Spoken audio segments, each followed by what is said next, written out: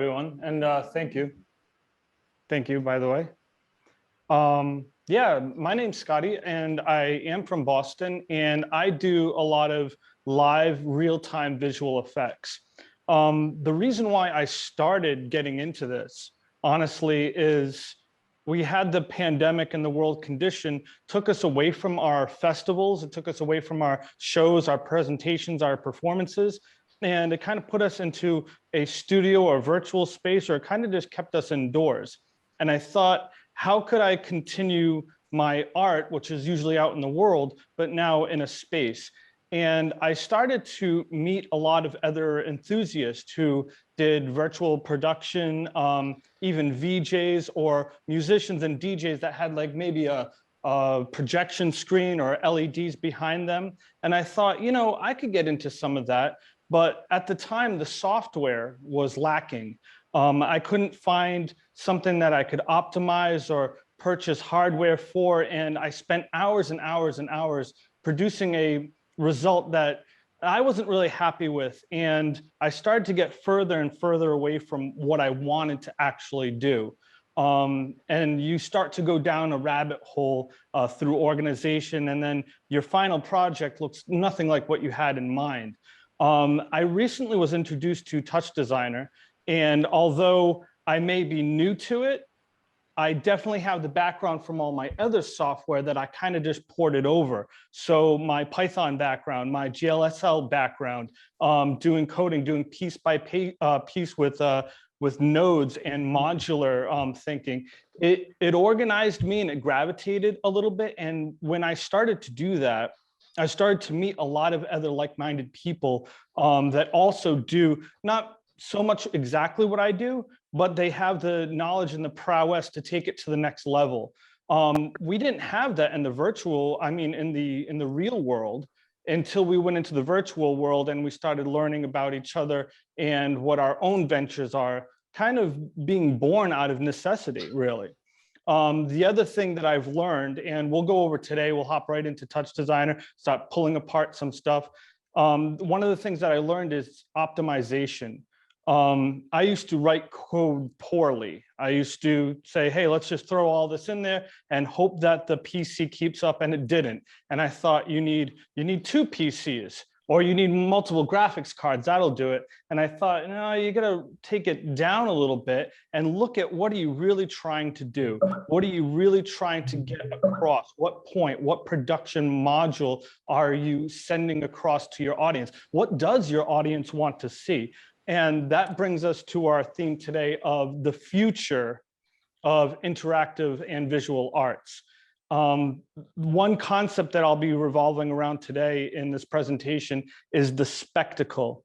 And what I mean by that is people go to a magician show or they go to a live show to see the spectacle of it all. When you buy tickets to go to that show, you don't watch them actually building the props or the stage. You don't watch them actually connecting things and showing how the lady gets sawed in half or the rabbit comes out of the hat. You're just there to be wowed. Now, because of that, you can get rid of a lot of unnecessary things from the background that you might think are necessary to have running, but through optimization, you don't.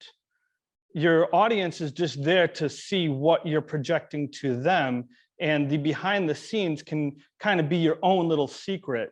And I quote, "Everything is magic except for the magician."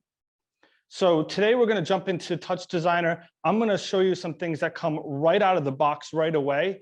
And just with simple manipulation of what we can do, we can actually build some real-time effects that were previously only done in post-production, or in some ways you can't really get it done unless you have a team or a whole bunch of people with a studio and lots of PCs and a workstation, and it's not really the live interactive part. What I'm doing today has taken a long time to actually gravitate to being able to be done in just 10 minutes.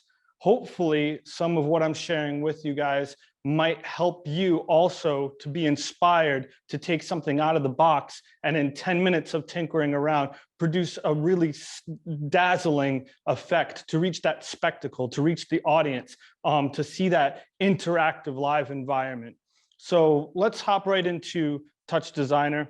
I'll show you what I have going on. So right here, so far, I just have my camera and it's being spout out to you guys. This is a very simple, empty project right now. So one of the things I would like to do is it's very bright in this room. So I'm just going to dim the lights. The reason why I'm doing this is I want to isolate some certain things about this room specifically. We're going to use some camera tricks. So first things first, let's add an operator. I'm going to choose a connect chop. That should be fine. Now the connect chop is going to put out all kinds of different values based on skeletal positions, X, Y, Z's, depth, etc. But there's just a couple that I'm actually looking to grab a hold of. So the way that we can grab a hold of that is we're just going to add a select. And we're going to select specific values from what that connect is putting out. I would like to track just myself, for instance. So my head position on X, my head position on Y, and we're also going to separate into my head position on Z. The reason why I'm choosing to do this is we're going to be doing some mathematics to this. So we're going to add a math chop that it's going to be independent of each other the way that it moves.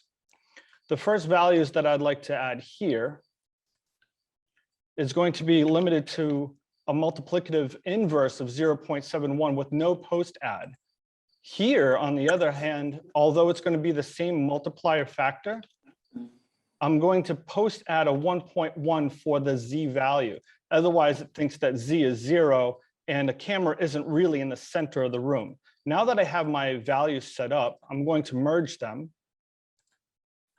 So I have just one list of all the values that I want to track.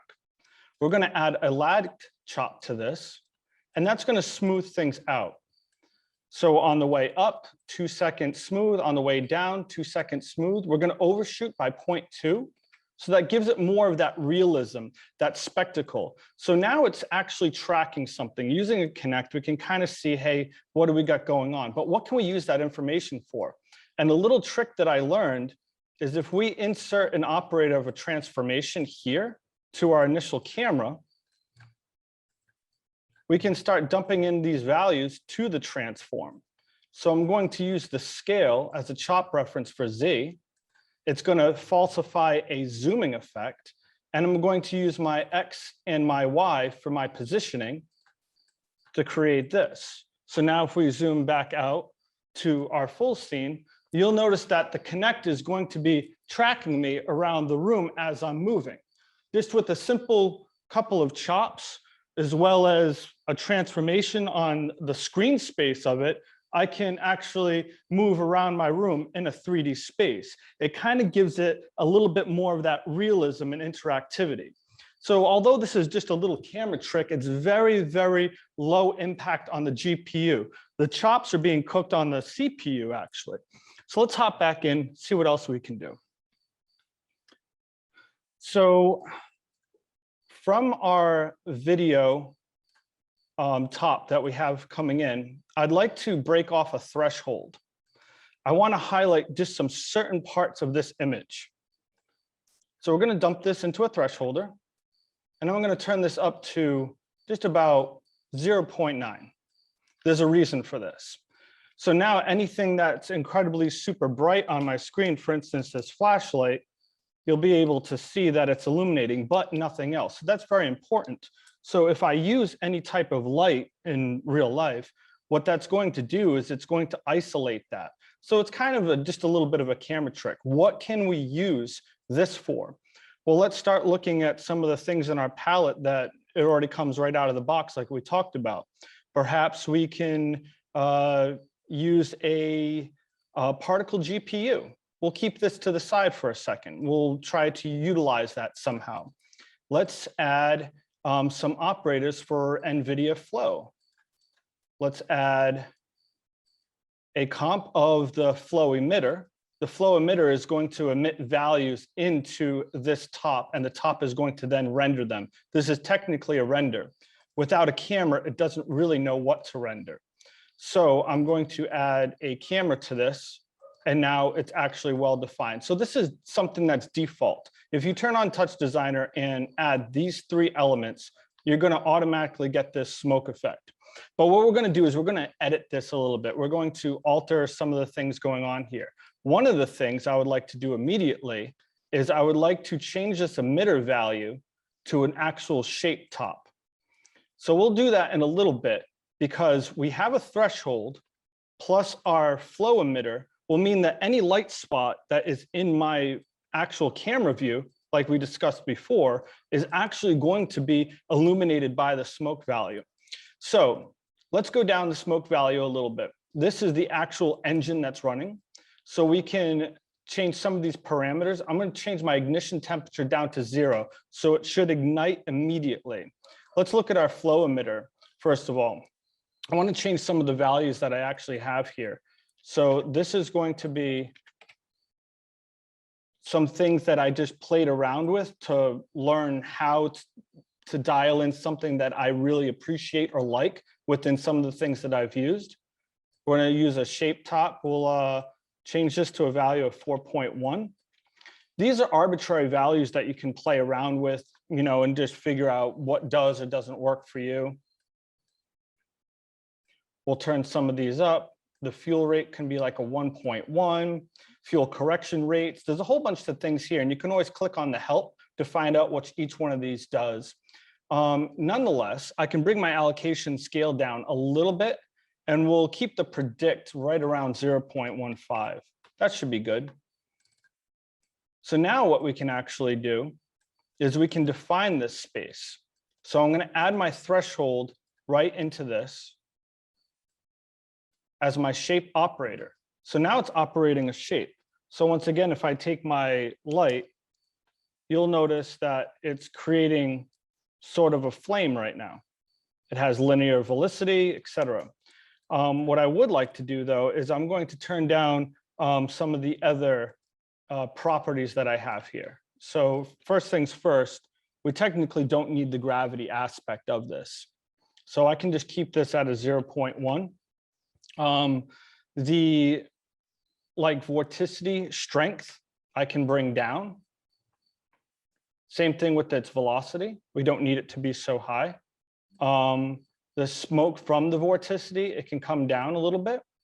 I like to keep my ignition temperature down as well. We're just playing with some values here, and you can take the time to do it yourself. Now, in the actual emitter, we have the ability to select a color for the material, but I have different preferences for what I'd like to do. So let's create a ramp. This ramp right here just kind of defines some colors and specifics. We're going to make it a little bit more fire-like. So we're going to use these parameters that have a little bit more saturation, some color. We might even throw some blue in there. Why not? I think that'll be good. Needs to be a little bit more orange, in my opinion. There we are. And I'm going to use this as the color ramp operator. So that's going to change the color ramp. So let's see what we've got so far. When I turn on my light, we've changed it to something a little bit more fiery. I kind of like that.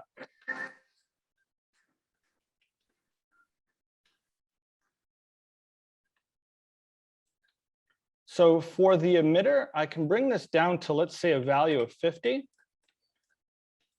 And although this does look like a mess, it does make sense. So right here, we have our initial video, and we have this NVIDIA flow. Let's decide to add a level to this, so maybe we can make it pop a little bit more.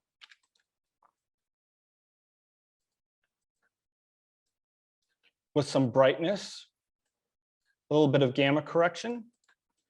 And now I'm going to add a composite. I want this composite to be additive. So I'm going to add my initial camera, and now I'm going to add my level to it.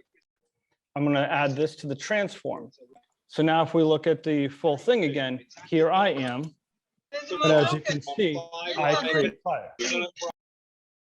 Against Southampton.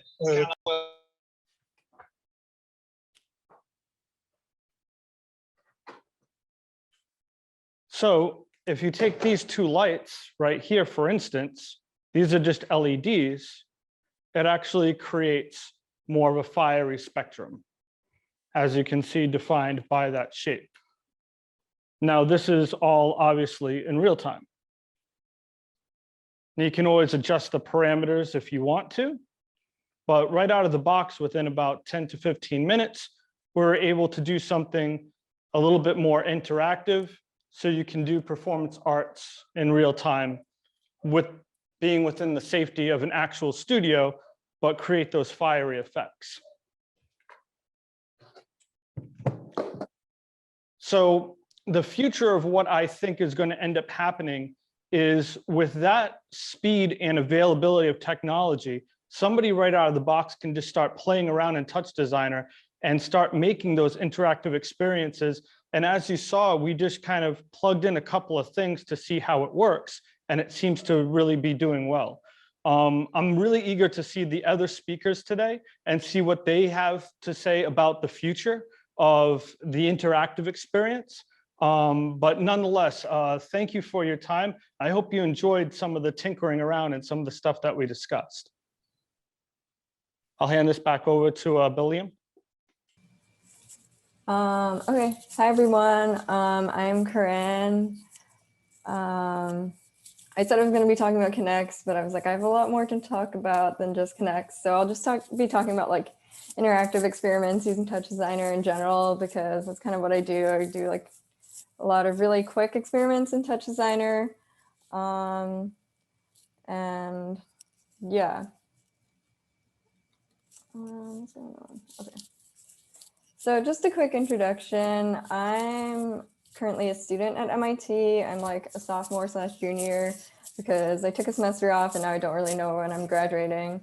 But and I was born and raised in Tokyo. And just some random information about me is that I love post-hardcore music, I love modern Japanese history, and I love Alexander McQueen, like the person.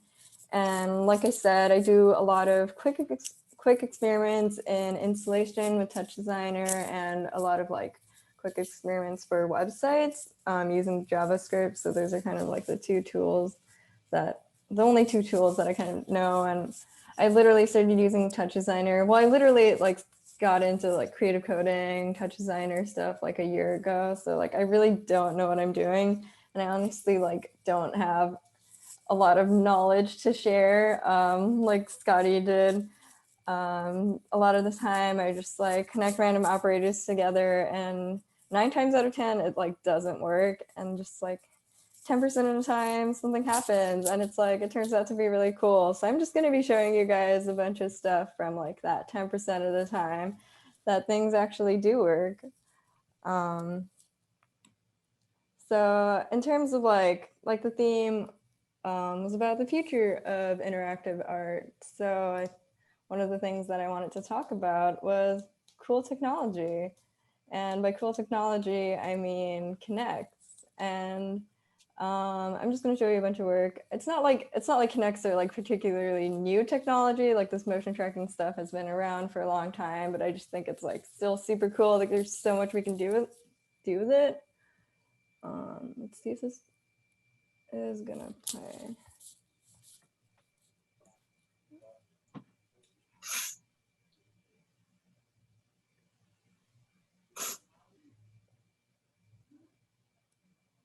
So this is just some stuff I made.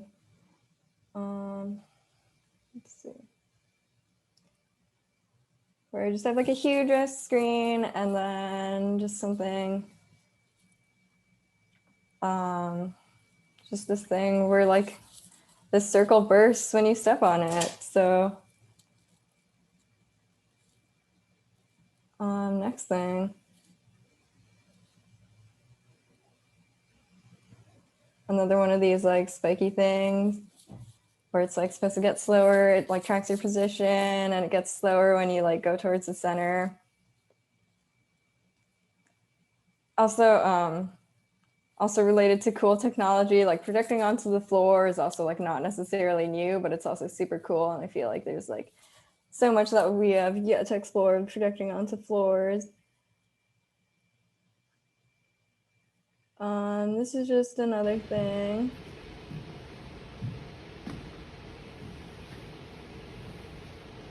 It's just detecting. One of the things that's like super cool about this is that like the new Connect Azure is like really good at like depth. So what I'm doing here is like I'm monitoring like the Z position of like your hand. So it like only reacts when you're like your hand is like really close to the wall. So like the Connect Azure is like really good at that. So that way like you don't have to put like a Connect like above you. Like usually you would put it like above the setup so you can like see how close your hand is to the wall. But I just have one setup like where the camera is. So because the depth, like precision is that good. Some more of this like Connect stuff, like a spring system.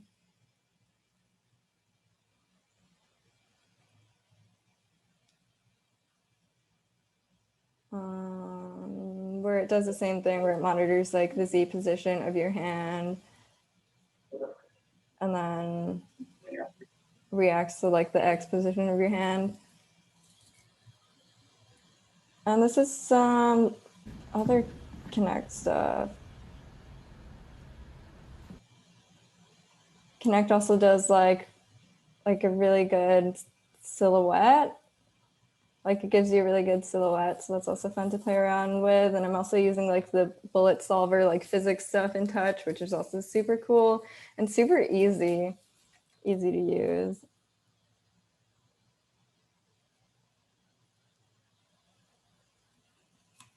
Let's see. This is some more physics stuff.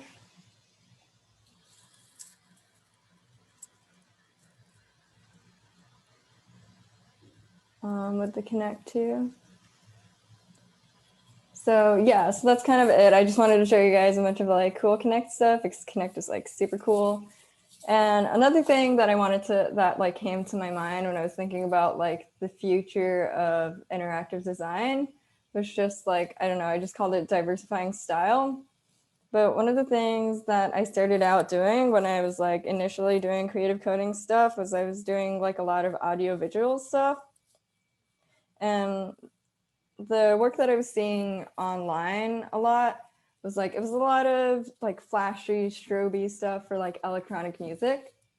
And which is like super cool at like concerts. And because a lot of this stuff comes out of like concerts and like live performances, it like makes a lot of sense. But I don't really listen to a lot of electronic music. I don't really make a lot of electronic music. I don't really make music at all. And the kind of music that I had a lot of control over is like the classical music that I like played, the classical piano that I've been playing for like a long time. And one of the things that really got me into like interactive art was thinking about like what makes sense, like what does sound look like to me in terms of like the music that I'm familiar with. So this is like this is basically like the first audio visual thing that I've ever done, where you guys.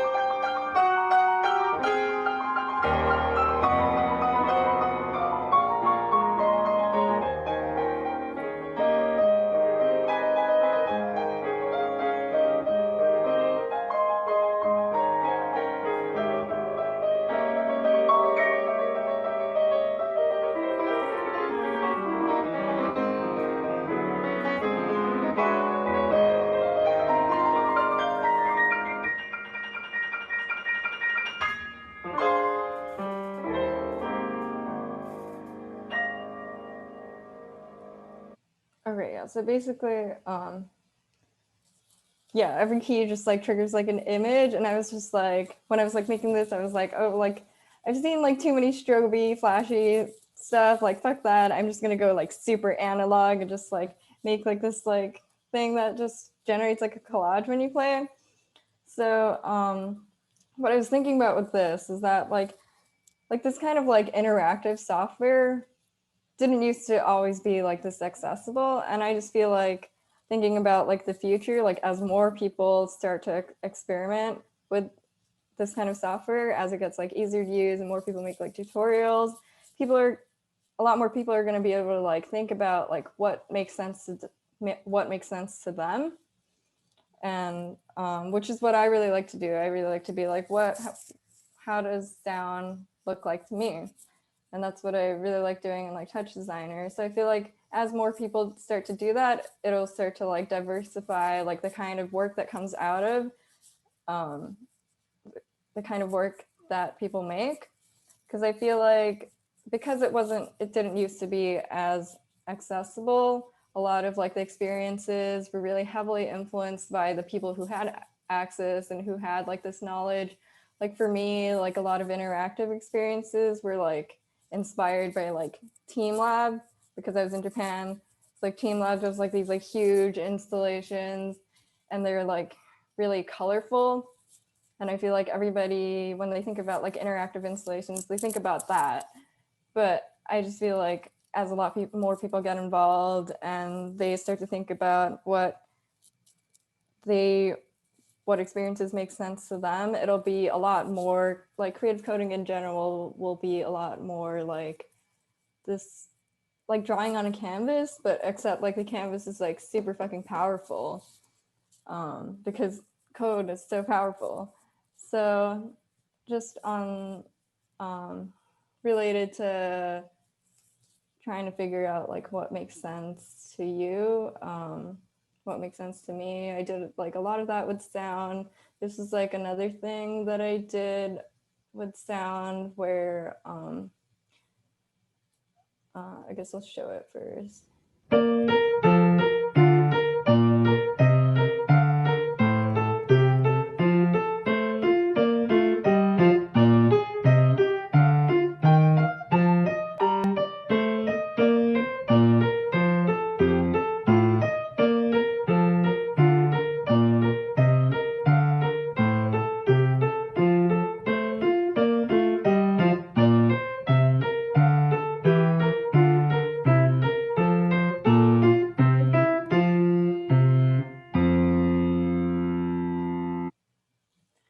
I don't know how well like this translates with all the lag, but basically what it was doing was that there's like, it's a Bach, that piece was like a Bach piece with like two separate musical lines, and like one was played by the right hand, one was played by the left hand. And so like there's two separate windows where like one was following the right hand, one was following the left hand, and each was generating like these two lines in like 3D space. And here you can like see like the little network that they created. And yeah, this is where you can see like both of them at the same time.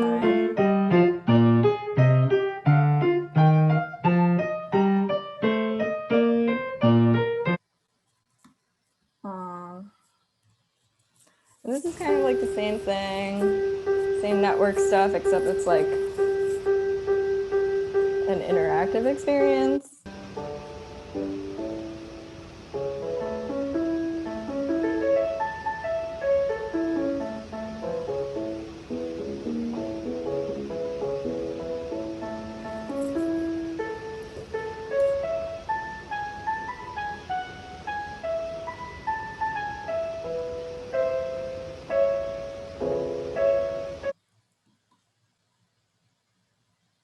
Let's see.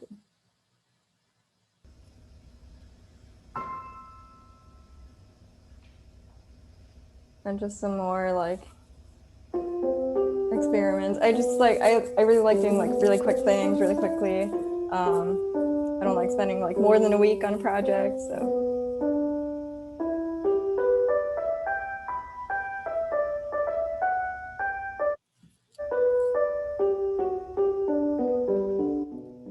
But this is all just to say that, like, in thinking about the future of interactive art, like, I'm just really excited about, like, just more people from, like, different backgrounds and different areas of interest, like, being able to use this kind of interactive software to, like, do whatever they want.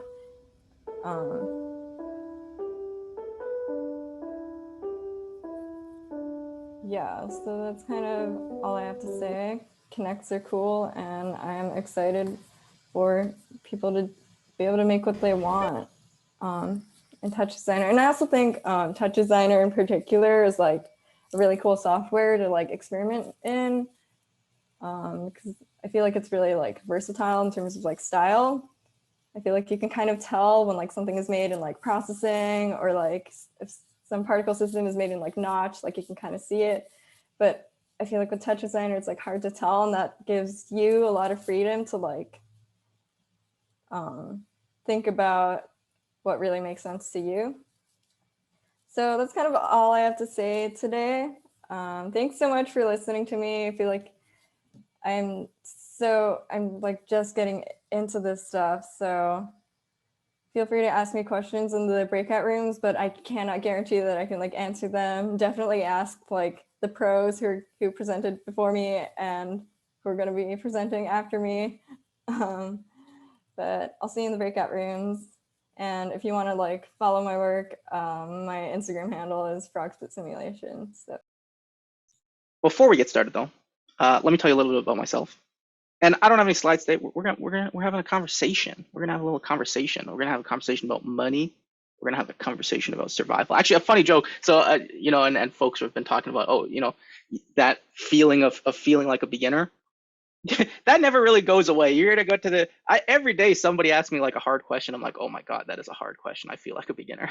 And then also I'll tell you the funny thing is, for my experience, is there's like a caring curve that you kind of go through where you feel like a beginner, you feel like a beginner. There's a brief moment in your intermediate years where you stop feeling like a beginner and you enjoy it. And then you get to the pro years where you don't feel like a beginner, but you also don't care about half the work. So that's like some real talk for you, that, you know, as you get further into the industry, one of the big challenges is keeping that motivation, keeping that enjoyment and pleasure of kind of the work you're doing. But with that said, we're going to talk a little bit about the future of interactive technology, immersive media, and specifically about the business side of it, because this is one of the things that I'm deeply passionate about and I try and talk about a lot. And if you don't know who I am, I'm Elburz. I'm the co-founder of the HQ.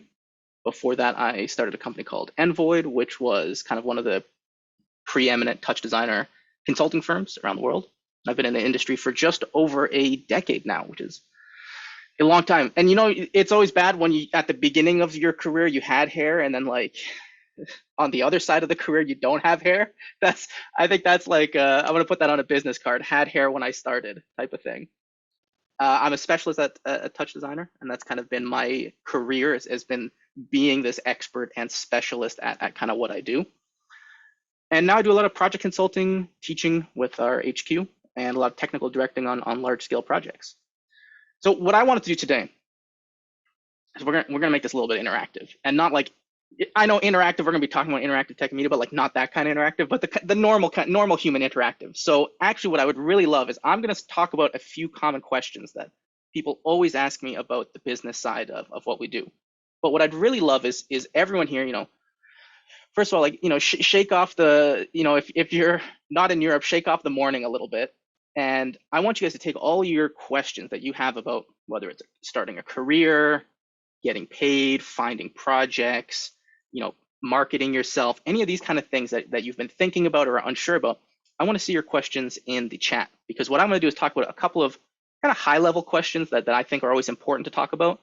But then I really would love to just dive in with folks and talk about actual problems and experiences that you folks are having. So the first place I always like to start is, you know, what do I charge? How much should a touch designer developer make? You know, when you go in the field, what's on the invoice? And you know, a lot of people are very like protective of their invoices. Like there's some secret code inside the invoice that if anyone else saw it, it would reveal the magician's secrets.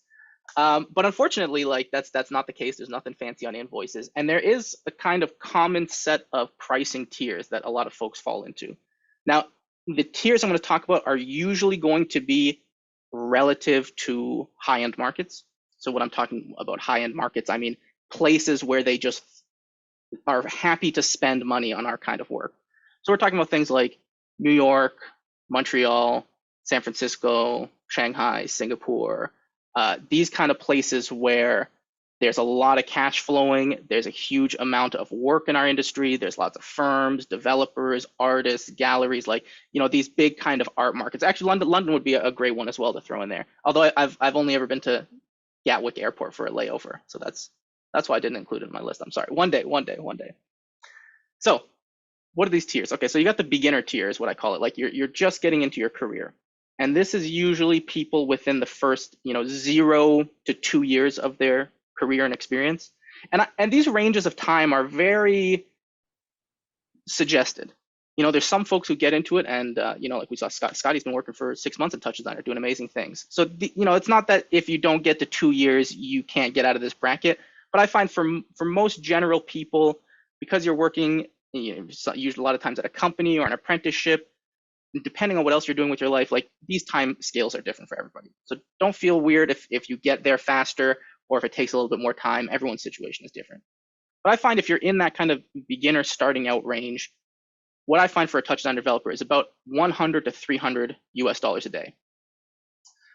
Not much, but pretty decent considering you probably have very little experience and frankly, probably not that much value to the things you're working on, other than helping out, being an assistant, those kind of things.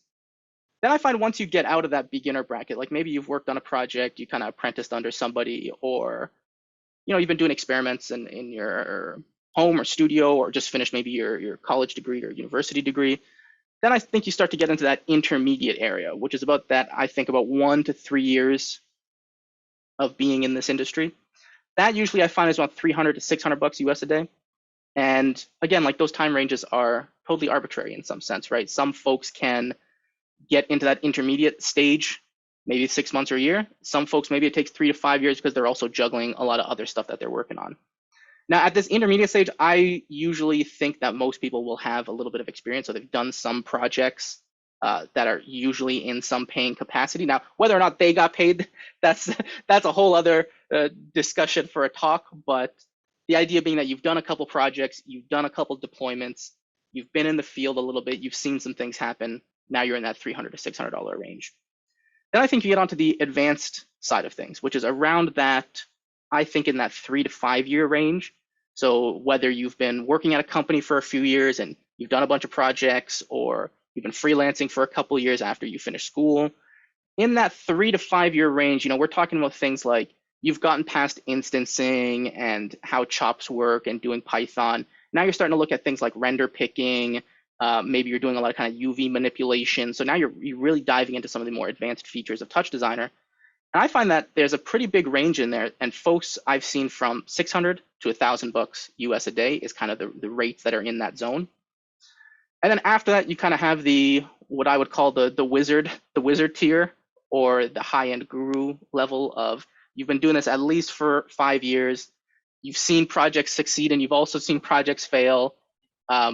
You know not only the basic features, intermediate features, advanced features, but you're also very comfortable architecting large-scale projects, creating tech specifications, doing general like directing of projects, optimization, like all those kind of like little gritty, finite little elements of the voodoo of TouchDesigner.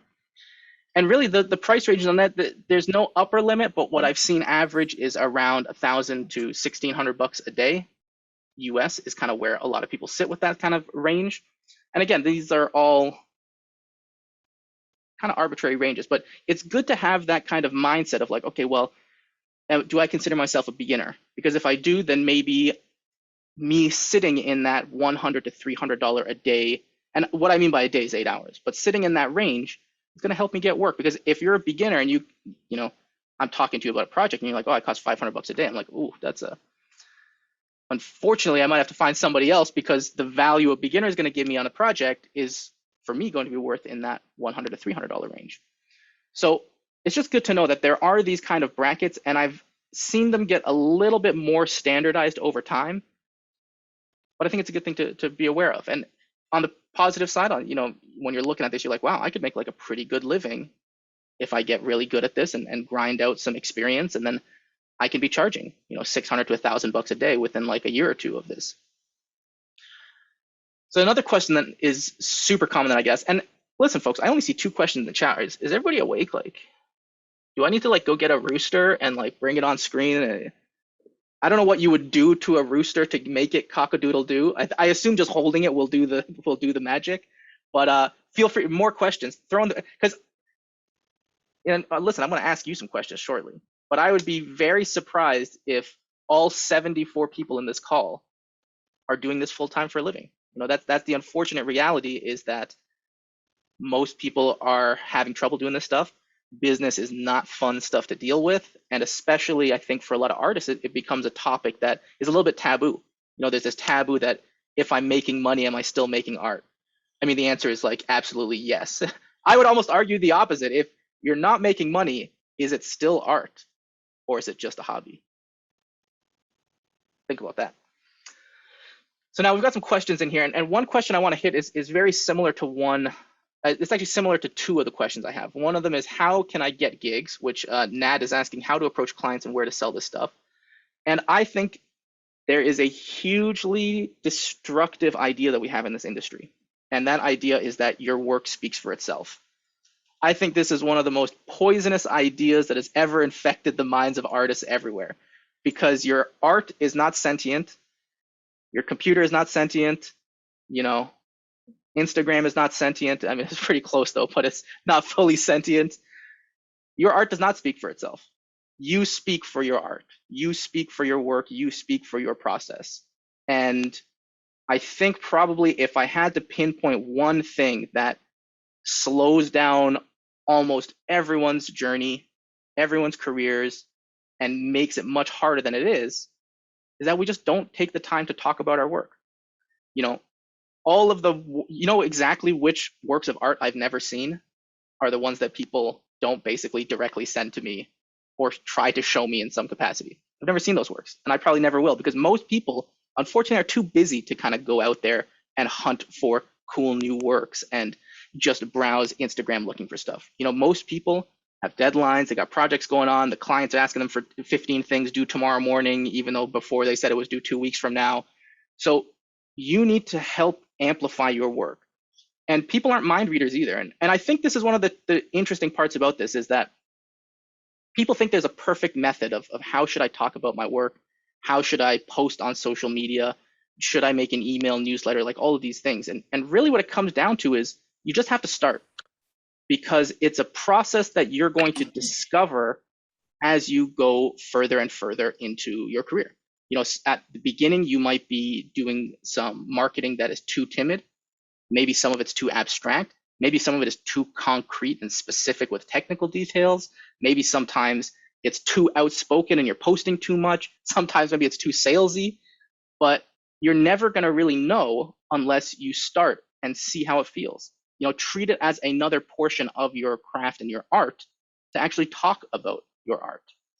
And I think leading from that kind of how can I get gigs question, because let me tell you, if you don't talk about yourself, no one's going to know you're doing stuff. If no one knows you're doing stuff, then no one can call you to do stuff for money. That's really the reality here. And then following up with that question, which Nat was asking, okay, but actually like how? That sounds very like pie in the sky suggestions and commentary, but one thing, make lots of friends. I think events like this are really great. We're going to have breakout rooms after. Don't close the meeting room without going to the breakout rooms. I don't care if you think you got nothing to show or nothing to ask. Come into the breakout rooms. Start talking to people. Get to know the people in the community. Because there's one very real fact. It's that the more friends that you build good relationships with, the more work you're going to have. Because friends like working with friends. Whenever I have a project and I'm either too busy to do it or I don't want to do it, the first people who get calls are my friends. I'm like, hey, I have this gig. They want X, Y, Z, and I don't really want to do it. Like, do you need a gig right now? Like, I'll hit you with this one. And I find it always crazy that people are like, oh, well, no one's calling me for gigs. And I always ask, well, are you calling them to let them know that you're looking for gigs?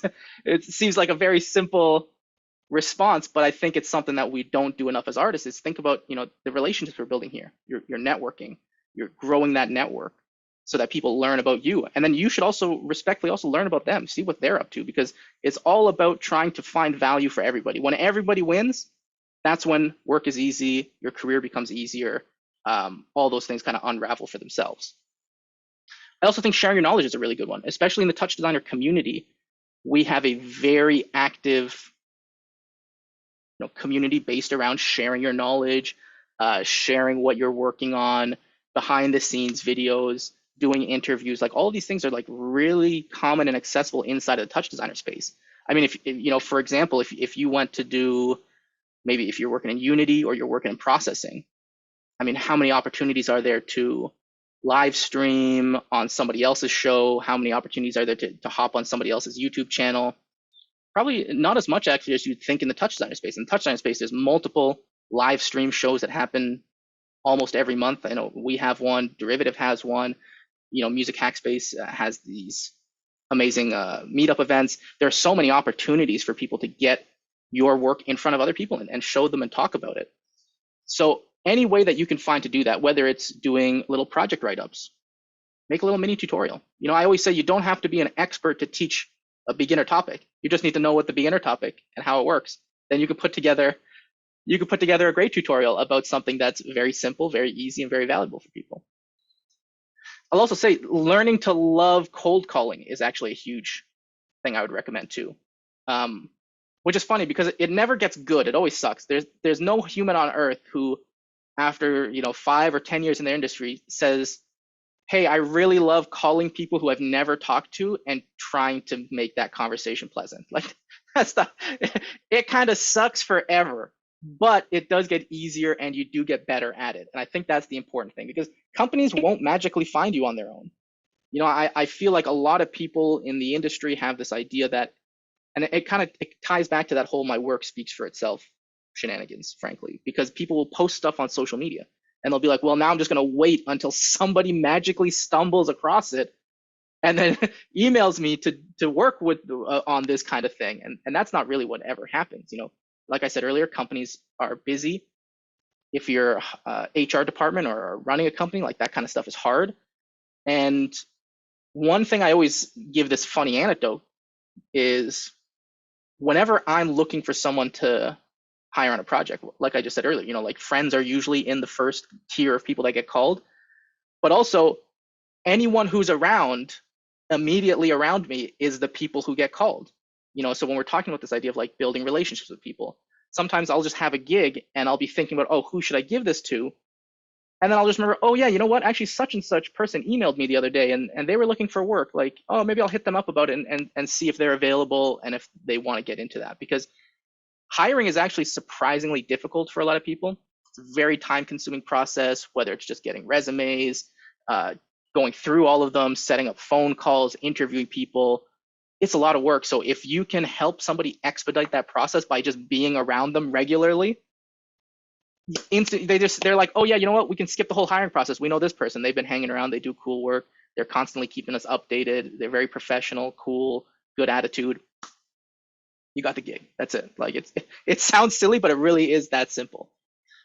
And then the final thing I would say about how to get these kind of gigs, I think one of the weakest parts of every artist's package that I've seen is their bio.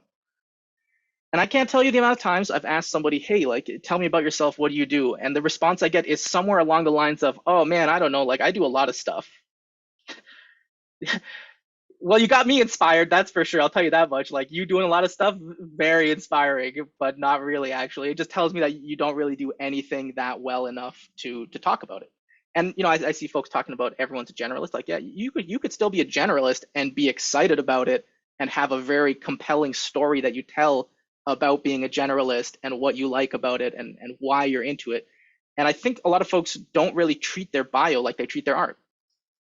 I would almost bet that most people's bios, they wrote once and left there. Now, can you imagine if you treated your TouchDesigner art like that? You only made one revision. You never even made one revision. You just made the first prototype and you're like, yeah, that's it, I'm done. Like, that's my art. That would never happen, bro. The amount of hours I've seen people sitting in their TouchDesigner networks, like twiddling the same 4 knobs. If you applied half of that energy into writing your bio, oh my God, you would have like you'd be Shakespeare level, Dante Alighieri level of like, oh, this is beautiful. Like, this is compelling. Like, oh, I want to work with this person. They sound so interesting and exciting and like good at what they do. And I'm going to put a link in the chat because I don't want to get too much into the nitty gritty of like how to write a strong bio, but I did do a talk previously at the TouchDesigner Summit. And like half of it is how to write a bio, which that's how serious this issue is. If COVID is the second pandemic in my mind, the first pandemic was the bad bios of artists I've had to read like my whole career. So think about that when you're thinking about your bio. So let me dive through some chat questions here, because now we're getting folks, folks are starting to be like, money, like I like that. Okay, let's see what we got here. So this is B2B, but how about artist? How would you really price a TD interactive immersive art piece, says NAF. Same way you price everything else. There's surprisingly a lot of crossover and overlap between how the business side of things is run. And what I'll tell you about that is, in those first couple brackets I mentioned about, these are my day rates, etc. When you're thinking about how much should I sell this art piece for, a lot of the time that process is very similar, where you think to yourself, okay, well, here's how much time I think it's going to take me to make this art piece. Here's the category of, skill level or experience level that I'm at. So hypothetically, multiply those two things together, and you're going to have a price that's what I call the happiness price. And the happiness price is what would you be happy to get for this? Anything else is a bonus. But let's say this is your happiness level, and then you try and shop it at that. And then it really comes back to these things we're talking about, the bio, and even when you're doing descriptions about your art piece and kind of doing write-ups about it, making those compelling. And I have someone very smart once taught me that, I worked at a music publishing house when I was first starting out, because I come from a classical music background too, and we would make sheet music and sell sheet music for trombone duets and saxophone duets for beginners and stuff like that. Like, that was the whole business. And the most interesting thing that my mentor said to me was, he asked me, how much is this sheet music worth for you? And I'm like, oh, I don't know, like $10, $15. And then he said, okay, well, the paper cost me about 20 cents, but I'm not charging you 20 cents for it, because the value of it is determined by how you feel about it, how I've presented it and marketed it, the package that I put around it. Like, all of that is what really helps determine the price of any kind of art or creative endeavor. You could ask someone, well, what's the worth of this logo that you've designed for my company? And most experienced designers will say, oh yeah, it's probably a few $1,000s. But you think to yourself, oh, there's like a tiny little logo, like how could that be? But all of these value adds and all of these elements around the presentation are really what help sell that stuff. So especially when you're thinking about selling and pricing your work in the art sphere, these things become even more important, because there is no foundation of like, oh, well, here's how the B2B people work and they work on a day rate. Like, because you don't have all of that, then you really need to focus on, my bio needs to be compelling. How I present this piece needs to be compelling, because so much of its price and value is going to be derived from how I present it. If you take the coolest installation in the world and you just present it poorly, good luck getting paid to put that in any gallery. But you could even take the most simple installation, we even saw some really amazing stuff that the other artists were doing here. Like, you take any of those, put like a really good presentation around them, sell it for 40, 50 grand, put it in a gallery. Like, it's obviously it's not that easy. You can't just say sell it for 40, 50 grand and then we'll look at your bank account. But the idea that the package that you put around all of your work, yourself, your art, your process, those are the kind of things that really help bring in these kind of values. And Bileam, let me know if we start getting close to time, because I'm just going to keep answering questions, because I'm having a good time here. Yeah, I'd say like 5 more minutes, and then we can do the breakout sessions, and then you can answer more questions on the breakout room. Okay, we're going rapid fire. Imaginary Lou is asking, is working remote a realistic option, i.e. traveling? That was my whole career, yes. Especially if you're working with larger companies who already have some technical staff, then a lot of the times what I find is super common is that I'll work remote on a project, and then their company and team goes and sets up the computers, installs TouchDesigner. I just send them the project file, they run it. Maybe you have a couple Zoom meetings while they're setting up in case they need to tweak sensors or anything. Absolutely, you can do that. Brenton's asking, I'm looking to know more about how and where to look for these opportunities and apprenticeships. Great places to look are wherever the community hangs out. So TouchDesigner in particular, there's a public Facebook help group, get on there. There's a TouchDesigner artist group, get on there, share your work. There is the Discord channel, get on there, share your work. There's the derivative forum, it's a little bit more old school, but get on there, share your work. Wherever you can find places to talk about what you're working on and where other people are hanging out, those are also going to be the same overlapping places where you're going to be able to find opportunities and apprenticeships. And what I always say is like I said earlier, hiring is hard. I've never posted an official job posting in my whole decade of experience here. And I've hired lots of people because posting that stuff is just so time consuming for me that I just look around who's around me and I'm like, okay, this is what I need. This person would be good, this person would be good, this person would be good. So I think those kind of questions really overlap, where building relationships is part of building opportunities for yourself and finding things like apprenticeships, because all you have to do is, somebody meets me and they talk to me a little bit, and then I get to learn a little bit about them. We go back and forth maybe on email or Discord for a couple months, and then maybe they just ask me like, hey, do you have any apprenticeship opportunities? I'm like, oh yeah, you know what? Like, actually I might. Let me keep it in mind. Let me see what I can do for you, and then find that kind of stuff. So that all that kind of stuff I think is closely tied together. Franny's asking advice for working for people that become your friends and then the money convo becomes hard. Yes, but only in the beginning.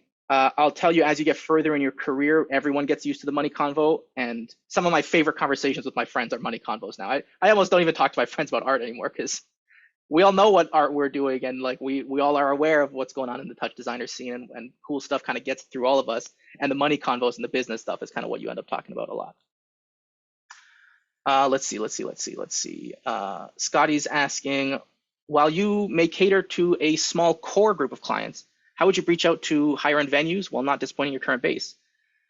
That's a tricky one. I think what I would say is hunt for all opportunities and then make decisions later. Because the problem in your beginning of the career is finding stuff that you can say yes to and get on. And the problem you're going to have later is which ones do you say no to? And there's no clean way of bridging that gap. That is just like there's a messy transition no matter how you do it. But at the end of the day, everyone, as long as you are transparent with people, you aren't trying to like mislead them into thinking that you have availability for them, but you don't, as long as you're not like baiting them into like keeping them on the line. I find people are pretty cool. Businesses understand that talent comes and goes and there's churn and all that kind of good stuff. So I think as long as you're open and transparent about your process, talking to your clients clearly, you can continue to just get that hunt out there for trying to cold call some of these big venues, book a meeting with the promoter, take them out to lunch, bring your laptop, show them some cool stuff you're doing. You have to pay for lunch. There's a #1 rule. If you ever invite anyone anywhere, you have to pay for the whole thing. The easiest way to not get a gig is to invite me for coffee and then make me pay for my coffee. Oh my God, I'm like never talking to you again. I swear to God. It's just what it is. I'm telling you right now, don't be surprised. Now you know. So if it ever happens, you knew already. You've been warned. Okay, let's see. I'll take Bileam, I'll take one more question and then we'll dive into breakout rooms here. This is a spicy one. How are we gonna do this?